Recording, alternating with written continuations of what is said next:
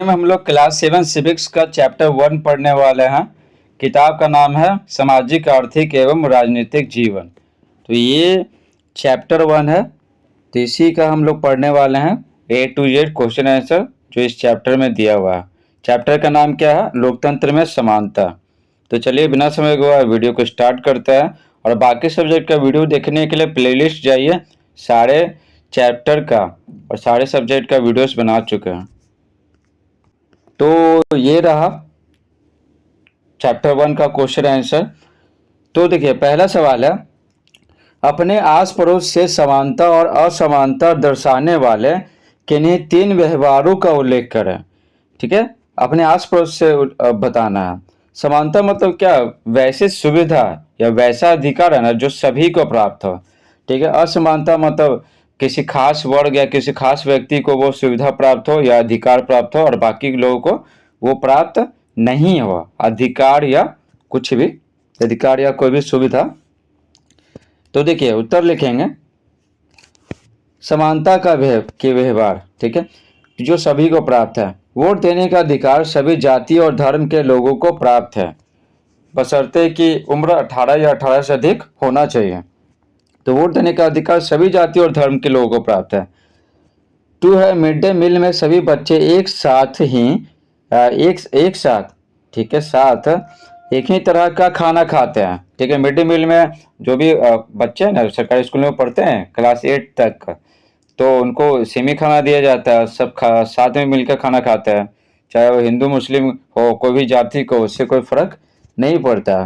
3 है, सरकारी स्कूलों में सभी जातियों और धर्म के बच्चे पढ़ते हैं। तो सरकारी स्कूल में सही बात है, कोई भी जाति धर्म के बच्चे पढ़ जा सकते हैं, एडमिशन ले सकते हैं, पढ़ सकते हैं। तो ये समानता हुआ, यानी सभी के साथ क्या सेम व्यवहार हो रहा है। अब आते हैं आगे, असमानता। असमानता के व्यवहार, जैसे पहला देखिए, अमीर बच्चे अच्छे प्राइवेट स्कूलों में पढ़ते हैं तो गरीब के सरकारी स्कूलों में। तो अमीर के बच्चे ज़्यादा पैसा है तो अच्छे प्राइवेट स्कूलों में पढ़ते हैं। ठीक है, वहाँ पर फीस बहुत ज़्यादा लगता है, और गरीब के सरकारी स्कूलों में पढ़ते हैं तो ये असमानता हो गया। इन्हें बहुत अच्छी पढ़ाई मिलती है और इन्हें अच्छी पढ़ाई नहीं मिलती है, सुख सुविधा नहीं मिलता है। तो देखिए, घर में काम करने वाले नौकरों को कम सम्मान का मिलना। ठीक है, जो मालिक है तो उसको समाज में सम्मान मिलता है और घर में काम करने वाले नौकरों को उतना सम्मान नहीं मिलता है, कम सम्मान मिलता है। उसके बाद है 3, शादी के लिए वर वालों की तरफ से गोरी वधू की मांग। तो शादी के लिए जो वर वाले लड़के वाले तो वो गोरा लड़की चाहते हैं। तो ये क्या हुआ, काले गोरे में भेदभाव हो रहा है, तो यहाँ पर असमानता दिख रहा है। नेक्स्ट बढ़ते हैं 2। 2 है, क्या आपने कभी किसी के साथ असमान व्यवहार किया है? यदि हाँ तो कब और क्यों? तो देखिए लिखेंगे नहीं, मैंने किसी के साथ कभी असमान व्यवहार नहीं किया। अगर आप किए हैं किसी के साथ असमान व्यवहार तो आप लिखिएगा, आप वर्णन कीजिएगा। तो हमको तो याद नहीं है कि हमें ऐसा असमान व्यवहार किए हैं। 3 है, क्या आपको किसी के व्यवहार से ठेस पहुंची है? तो ये सब आपके बारे में पूछ रहा है, तो ये आप अपने बारे में लिखिएगा। यहाँ पर एक सामान्य सा लिख के दिखाते हैं ताकि आपको लगे कि हाँ इस तरह से हमें लिखना है। देखो लिखेंगे हाँ, मुझे कई बार किसी के व्यवहार से ठेस पहुंची है।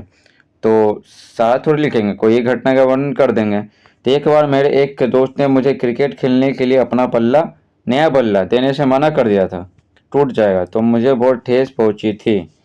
तो आपको किसके व्यवहार से ठेस पहुंचा तो आप ये लिखिएगा।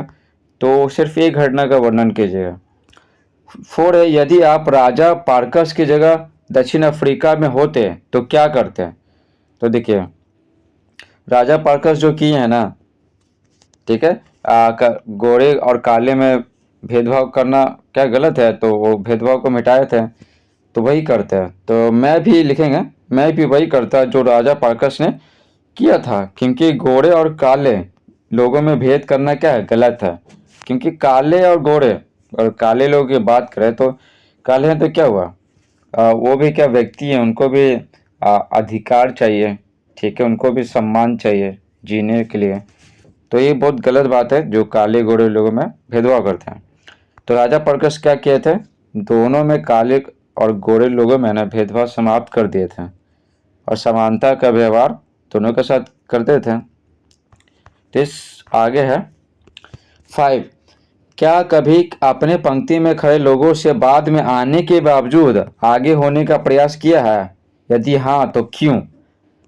ठीक है, तो अगर आप किए हैं, ठीक है, आप जैसे लेट से आए फिर सोच रहे कि आगे लग जाए, तो लिखिएगा और क्यों किया। तो आप शायद क्या क्यों किए होंगे कि आप शायद आपको लेट हो रहा होगा, या फिर आपने धैर्य नहीं होगा, आपके पास समय होगा लेकिन धैर्य नहीं होगा, आप सोच रहे हैं इतना बड़ा लाइन में लगे, तो आप लिखिएगा। तो यहाँ पर उत्तर लिखेंगे नहीं, मैंने कभी पंक्ति में खड़े लोगों के बाद आने के बावजूद आगे होने का प्रयास नहीं किया। ठीक है, नहीं किया है। तो यदि हाँ तो क्यों, अगर नहीं तो क्यों? तो यह इसलिए कि यह नियम के खिलाफ है। ठीक है, ढेर सारे मान लेते हैं बिजली बिल पहले जमा होता था, ठीक है, ऑफलाइन, तो ढेर सारे लोग लाइन में लगे हुए हैं, ढेर सारे। ठीक है, तो ऐसा थोड़ी है कि आगे जाके लग जाएंगे, तो ये नियम के खिलाफ है।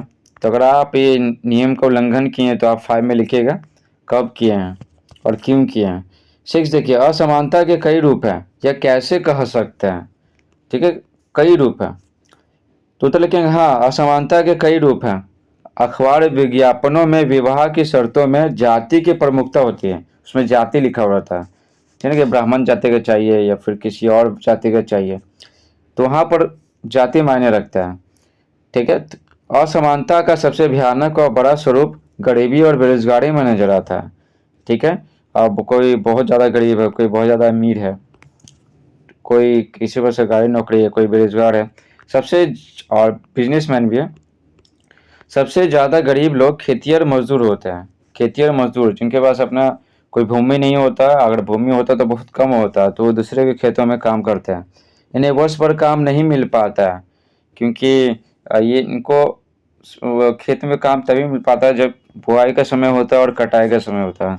जबकि कई लोग बहुत ही अमीर है, ठीक है, तो अमीर है तो बहुत अमीर है, जिनके पास धन दौलत है, खेत है तो बहुत सारा खेत है, किन के पास है ही नहीं। तो ये सब क्या असमानता है, तो असमानता बहुत जगह दिख रहा है। तो इस प्रकार से क्या है, असमानता के कई रूप हैं। इस प्रकार से पूरा चैप्टर समाप्त होता है। आई होप आपको ये वीडियो पसंद आया होगा। बाकी चैप्टर का वीडियो देखने के लिए प्लेलिस्ट से देख सकते हैं आप।